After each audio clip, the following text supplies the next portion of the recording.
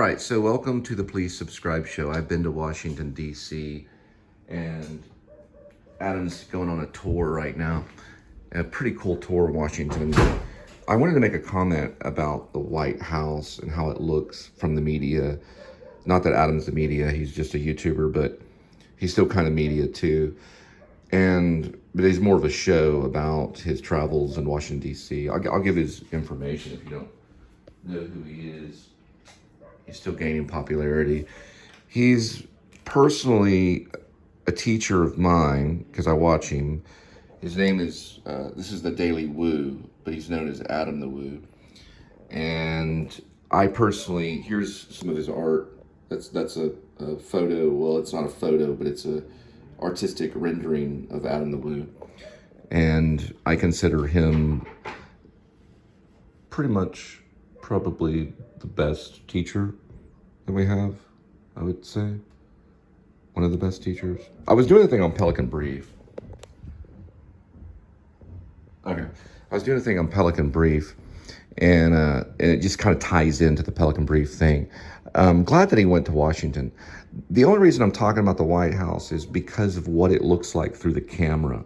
It does not look this way at all. And I've talked about this on the vlog maybe once. I do have some footage of DC, 100% on my Facebook page, which is Cole Spivey, but I also have it, I think I do have it on YouTube as well. Some slow motion shots of the Smithsonian butterfly exhibit. If you go into the Smithsonian, which is not too far from the White House, they have a butterfly exhibit. I highly recommend it. It's not a very big exhibit. The Smithsonian is huge. It's many floors. But the butterfly exhibit itself is not the biggest exhibit. But I would highly suggest going in there. It's tropical kind of climate. They keep it very hot for these very instinct butterflies that they keep in there. Everything from the monarch to other butterflies. But it doesn't look this way exactly in person because you're not looking at all of this on the side and over here. What the White House looks like is when you're in person, it doesn't have the look of this lawn. It's kind of jammed in to a side of DC because not far from here is like a little like Walmart. I know it sounds funny, but there is on the other side of the street, there's like a walk-in, well, all Walmarts are walk-in, but it's like a parking garage connected to a Walmart. It has more of a city feel, more of a suburban city feel. There's a few buildings over here. There's a whole road because all of DC is kind of cramped. It's all very close together. So you can kind of see, he's showing a little bit here on the other side of this flag. There's some stuff over here that makes it more cramped when you stand back. He did somewhat of a wide shot here, but if you go even further back on the other side of the road and look at it, it's even more cramped. It looks like a building that's just been kind of put into the middle of DC. And it does not look as massive as it does here. You can do this on movie sets as well. You can make, like, for example, Gone with the Wind. If you were to go back and Gone with the Wind and look at the movie set, it would not look anything like it did in the movie Gone with the Wind. So what I'm trying to say is if you're in a cab or you're driving by the White House, which is what Angel and I did, it looks very kind of cramped. It doesn't have a lawn feel. You see the front lawn. And also wanted to say too, I played a character in X-Files. I was in X-Files. I was a character in X-Files. I played a patriot that was like a militia patriot. And the episode is called 3 Words. It's like season 8 and I think episode 16. I always get that mixed up, but it's on my Internet Movie Database. The character that I met, he was on set. He actually jumps the fence in the X-Files and goes running to the White House to warn the president about these aliens and things. And they tackle him on the front lawn. And that actor that did that scene, I met him on set and we were talking about Uta Hagen together. Now, this is all the way in Hollywood, not in DC. I don't know if they filmed it in DC. I'd have to go back and find out on that X-Files episode. I think it was season 8, 16. I'm pretty sure they probably may have like just the outside of it. But I don't know if they filmed the actual scene on the set. They probably didn't get permission to do that, but they probably filmed it on a Hollywood set. But anyway, regardless, this is really interesting to see. And I knew he was going to do this because I've been watching it. I think this is at about, if you look at it, it's about 8 minutes and 40 seconds to this shot on Adam the Woo. I'm only doing the still photo. But you can see all the people gathered here, and it does, when you go there and look at it, you drive by, you see the Hollywood set kind of aspect to how it's cramped in there. I always expected the White House to be before this big field, and it'd take a long time. No, this fence is here for a reason. It's not too far from that front door right there. It looks bigger than what it is. It's very cramped. Anyway, thanks for going to Washington, D.C., Adam. This is a really cool shot right here. I suggest also go to the Smithsonian and check out the butterfly exhibit.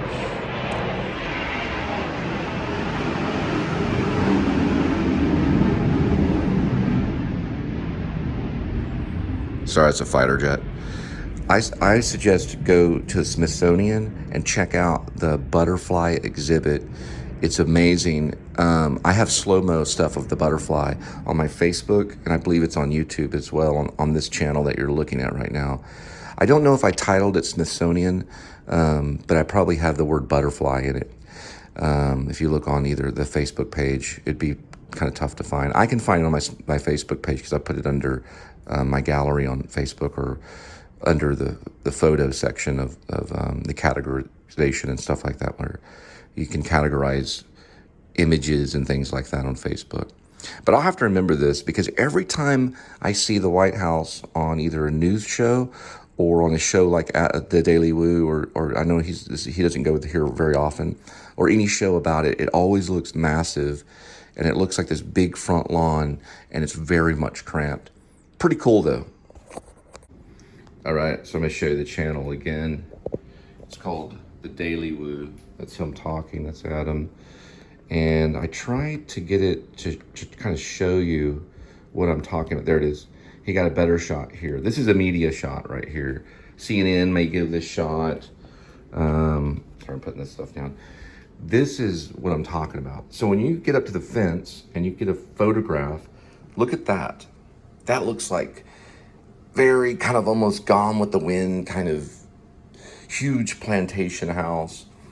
To me, I don't know. I mean, it's presidential, but the idea behind it is there's far more room in photography than what it really looks like if you were to go 100 yards back. So it's very much cramped in there. Now, it's 2 floors. We've got 1, 2, 3, 4, 5, 6, 7, 8, 9, 10, 11 windows here. You have 11 windows on the top. 1, 2, 3, 4, 5, 6, 7, 8, 9, 10, 11. 22 windows facing. You could probably count that as the atrium window. So 23, if that's a little window right there, I can't tell. Where the hanging, see where that's hanging? It's like a lamp hanging. But I know those are all windows. That's 11 and then 11. Also, they do a rendering or a version of the White House in a game. I believe it's a version of Call of Duty where you can actually go into the White House and explore different rooms and stuff.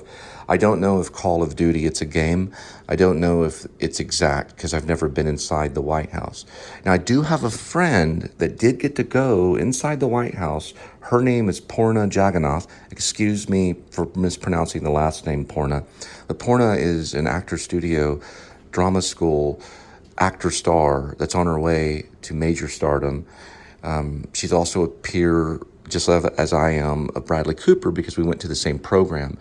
Bradley, I think, was in cohort 5. Sorry, Bradley, if you were in cohort 6, but I think he was in cohort 5. We were in cohort 8. So we were in the 8th season of Inside the Actor Studio Bravo, and Poorna actually did get to go in. They did celebrate Indian culture, and Biden was there. And so was Kamala Harris, and she did get photography of both Biden and Kamala Harris, and she's also a graduate and attended the Actor Studio Drama School along with me. I'm Cole, I was in your voice class. But anyway, this is like what I mean by CNN and filmmakers and stuff. When they get this type of footage, it looks massive and great. But if you go back 100 yards back, it's very cramped looking because of these side stuff here. They can't really expand it because it's all concrete jungle completely surrounding the White House here, because you've got buildings, offices, you even have a Walmart not too far away. It is true. You can like go to this parking garage, you can go right into a Walmart. Tons of hotels, tons of just all kinds of stuff. But anyway, just wanted to make note of that, because that's something I want to study too myself, is the Hollywood set structure of kind of the White House, you know, that it doesn't look the same as if you're really there. But this is another good shot. And, you know, while I do it, let me see if he changes the angle, because I don't want to show more of the motion because of copyright. No, he doesn't. He goes back to a selfie. Okay. That's Adam. All right, here's another angle. This is what I mean. This is where it looks cramped. Look at this right here. See all these buildings right here? You see that when you're further away. And it starts to look more and more cramped, I guess is a better, you know, for the English majors, cramped. It looks far more cramped the further back you get. And you can see here, you're starting to get that kind of feel. He's gone back maybe 75, 100 yards right here from the fence line. And you're seeing all this building right here. You're starting to see the crampness of it. So the further back you get, the more cramped. Now, of course, when Abraham Lincoln was in office, and they had moved the White House from New York. Originally, when the country was founded, the White House was stationed in New York. It was not stationed here in DC. They moved, basically, or rebuilt or built the White House here later on in history, because they felt New York at that time was too corrupt for a president to live in. But anyway, this right here is showing a little bit of it. If he goes further back, then I'll show you that cramped feel. What I would do if I got to photograph the White House is I would get it from very, very, very, very far back and just go increments of 100 yards until I get to the fence line, and then get some shots through the fence line and film some footage, you know. I like how Adam went over here to this tree and got an angle over this way. It is very interesting to look at. They can also land helicopters here, and even land helicopters maybe on the roof. There's a basement. According to Call of Duty, there's a whole underground city underneath the White House.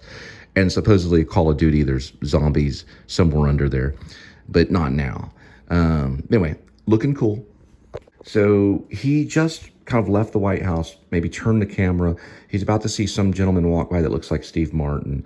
But regardless, this city right here, well, this is the Washington, D.C., is the suburb jungle. It's the jungle, concrete jungle of what I'm talking about, which surrounds the White House. See how metropolitan city, you know, this is all neoclassicism, Baroque, and mixed in with neoclassicism, Roman structure. You've got these columns right here. The whole place looks like that. It looks like you're walking either outside a museum, or you can just go into a museum at any time. Statues everywhere. It's impossible to cover the entire thing in one day. He would never be able to do it. Adam could spend a month at Washington, D.C. and never get through it all. It's an amazing, amazing place to visit, especially the Smithsonian, and also going, of course, which he will go by Abraham Lincoln. I think he has before. We didn't get to go see the Abraham Lincoln Monument, which that's something I wanted to do.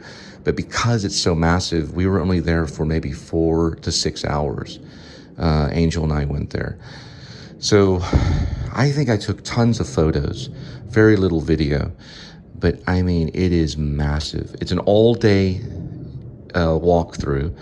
I think it would take you months before you get through all the material. But yeah, that's cool that he also went by John Wilkes Booth thing. It's cool that, you know, he went by the White House, kind of weird, but he just had walked by John Wilkes Booth exhibit for when Abraham Lincoln went down and Abraham Lincoln was assassinated. There's probably a whole walkthrough on the John Wilkes Booth that can take you to where John Wilkes Booth ended up going. And I think he was a little bit outside of Washington, D.C., where they cornered him into a house where he burned to death. They had him cornered. but he was probably one of the most dangerous assassins. And hey, I have to, tell you, he was a soldier too. He was soldiering for the South, but he was probably one of the most skillful assassins and an actor of all time. To go into that exhibit would have been cool. I don't know if he's going to have time to do that. He just shows that on this. They should really expand the John Wilkes Booth thing and the Abraham Lincoln thing, because that's a very interesting aspect.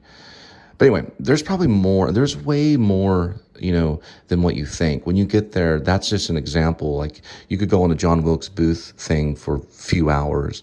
Then you're leading over to Smithsonian. You're inside looking at butterflies. The next thing you know, you're looking at old paintings of different presidents and stuff. Don't know much about the Capitol or the White House because we only saw the outsides of it. Most people that go there, they will eventually get to the Smithsonian, which is tons of stuff. They've got old, they have taxidermy in there, an old exhibit that shows I think even like the woolly mammoth, and just all of this stuff is great. These guys are smart too. Okay, one more thing that Adam didn't mention. If you plan to visit Washington, D.C., you want to park on the outside of Washington, D.C. Here's the true thing. Angel and I went there and we decided, well, we're just going to see the Smithsonian. We'll park over here.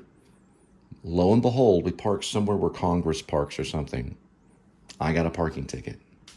Now, I did pay it and I got very nervous about it. And I told Angel, I almost had tears in my eyes. Our kids were with us, my son, David, and then, of course, Elizabeth were with us. We got photos of them before the monument because we did get to see the monument. We were just we're going to slip in the Smithsonian. We're going to see the exhibit, the butterfly exhibit. We'll go by the monument, and then let's get back in and take off. No problem. They got parking meters, blah, blah, blah. So we drove around for, 40 minutes and finally found this place right next to Congress, where Congress, I don't know if Congress parked there, but it wasn't too far from the Capitol. There was something about Congress on the wall or something. But anyway, we parked on some street. It had a famous name. It was like Congress Avenue or something. This other guy that we were trying to park, they had gotten in a fight, a physical kind of fight. We were like, whoa. Anyway, we parked and then I got out and I was like, look, parking meter. So we just filled up the parking meter. I think it was back when you could put coins in it. This was 2000, maybe 15-ish, 2016. But you could also do the thing where you pay with your phone. I think you can probably do that now. Don't remember exactly how we paid. I think there's a little thing that you go up to and you pay and you get the little ticket. Well, we were parked between two other parking meters. So by the time we got back, we had the ticket. The ticket was on, the what's it called? It's like a windshield wiper. And I said, what is that? And I went over and I picked it up, and it was a ticket. I think it was $25 once I ended up paying it. And this is a long time ago. And I looked at it and I was like, oh my gosh. Well, I looked at where the car was, and let's say if this was here, there was no meter where the car was. We were parked between the meters. So you could say maybe double parked at Congress. And we spent hours, So by the time I got back, I immediately got a money order. I still had the ticket. We also went to Olean, New York, a little bit later to visit her sister, and got pulled over by a New York State trooper and got a warning because they have parishes out there. They have villages where you're going 55 and it slows down to 40. So I was going 50 and a 40. But I had my kids in the back. My wife was on the passenger seat, and he was very strict, state trooper in New York. He asked me where I was going. I said Olean, and he said, no, you're talking about Olean. I said Olean. Her sister lives there. Took about 10 minutes. He asked me one simple question, and I answered it.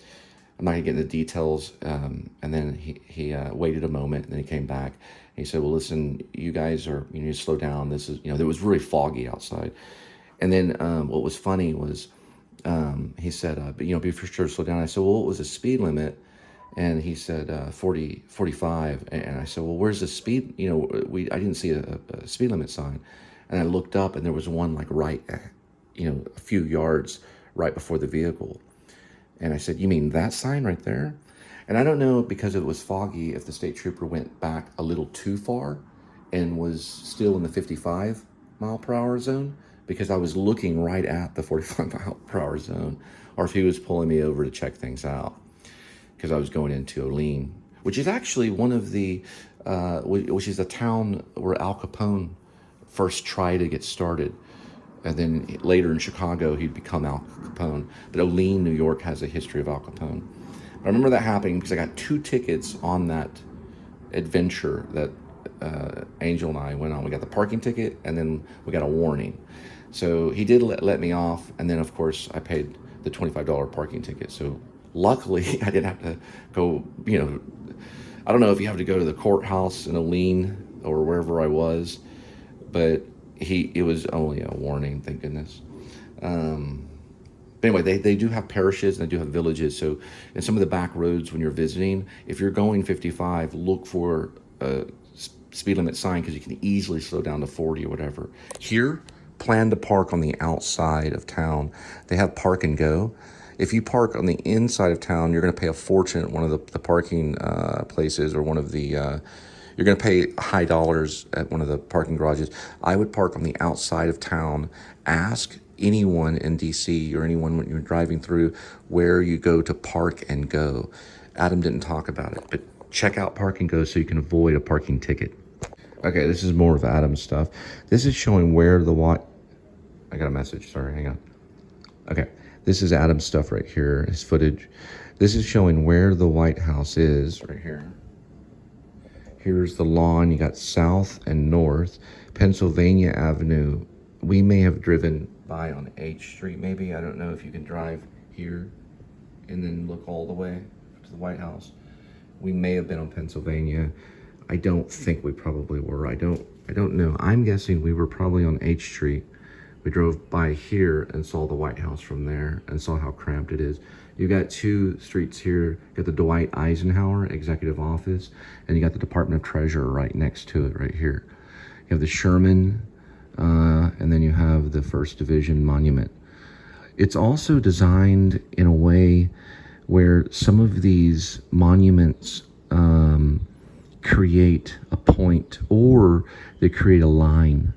So you can stand in parts of Washington, D.C. and see this monument, and right behind it you can see another monument, and then another monument, and another monument, and so on. So they have it designed. It's very well designed, and it's almost scary how well designed it is. This is Lafayette Park here, and H Street may have been where we passed. I was looking for Congress Avenue because that's where I got the parking ticket. There was New York Avenue. I believe it was Congress.